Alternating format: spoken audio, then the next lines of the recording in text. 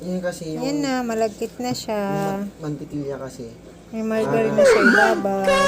Oil siya. Ay, gata, ayan.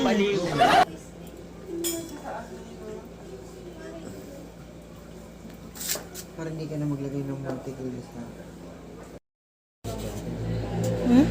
Dami sa ating sinabi. Ayan na po, malapit na sa katotohanan. Kaya pala eh. Ubing-ubi na. Malagkit na. Yun lang. Ayan na po yung nagawa natin.